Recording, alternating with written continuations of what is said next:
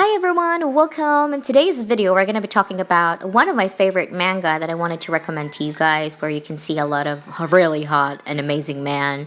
Of course, really beautiful and really cute female lead.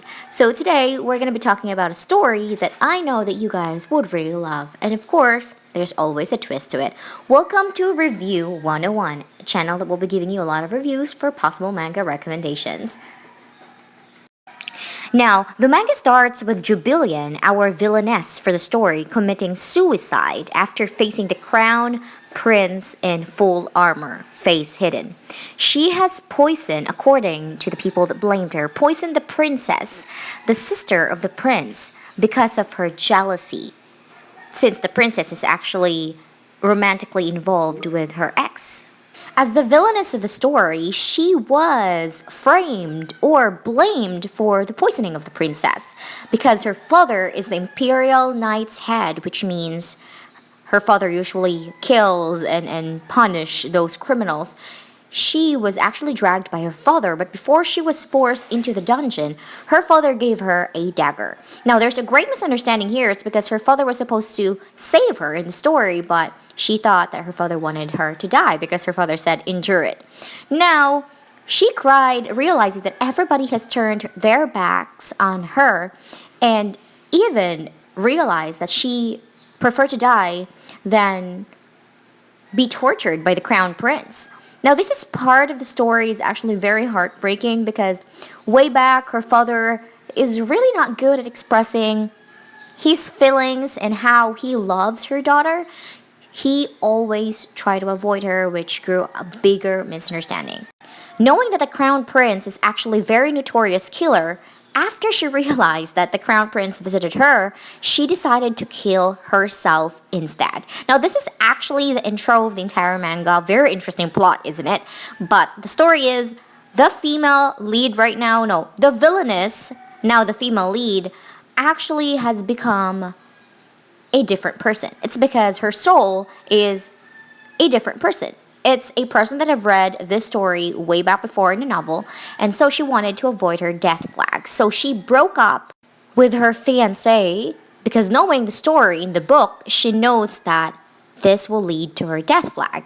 Right after breaking up, she met a commoner slash very arrogant, very handsome man in the story, and actually, she doesn't even know the face of the crown prince. So, you know the drill. This guy here is the male lead. So, a lot of circumstances happen which lead them to see each other, and the crown prince ended up to be a disciple or a student of her dad.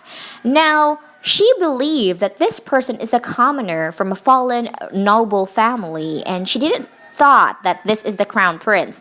So they developed a friendship, while her father, this very young handsome man out here, actually hated the fact that Jubilian, his daughter, loved the crown prince because he knows what the crown prince is. He's very notorious and doesn't believe in love. But the problem is the crown prince definitely fallen in love with his daughter, Jubilian. And since Jubilian doesn't want to get married to the crown prince because she actually misunderstood her father circling the name of the crown prince and wanted to avoid her death flag because she thought the crown prince is very notorious and a killer, right? So she ended up offering a contract relationship to the commoner, which she believes is a disciple of her father, which she doesn't know is the crown prince.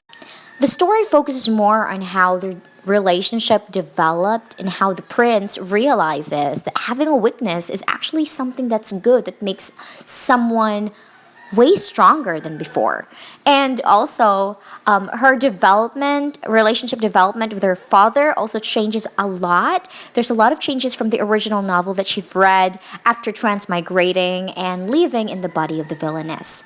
There's a lot of beautiful moments here, and the art style, I'll tell you, it's not just about the male leads or female leads, it's also the knights. The knights are so handsome.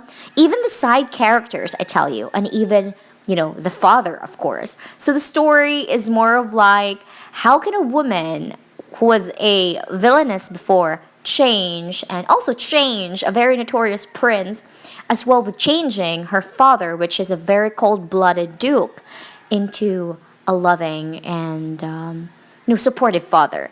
Anyway, this is a very interesting story, you guys. Aside from the art style, the story is very unique. Though, if you are a very fan of mangas and isekai dramas, this is actually quite normal. A lot of scenes in mangas have the same plot, but what I'm actually saying is the difference here is how strong the female lead is together with her dad and the crown prince. They were like mouse and cat, but you can see how obedient the cat is to the mouse, which is very funny. Now, there's a lot of really amazing scenes that I recommend you guys to read. If you're a female like me and you're looking for something that can pass up your time, then I recommend you guys to read this. The title of this manga, by the way, is Father, I Don't Want to Get Married.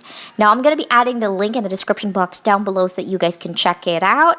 Also, in the original story, the crown princess was poisoned and they were not in good terms. But in the next, the progress of the story is actually quite shocking because the princess wanted to be friends with Jubilian as well. So it's very unique and very interesting. And plus, with all of the amazing characters and how amazingly drawn, the art style is just chef kiss. So let me know what you guys think. Comment down in the comment section below and let me know if you love it. This is an ongoing manga, and I think that's it for today's video. You have a great day. Bye-bye.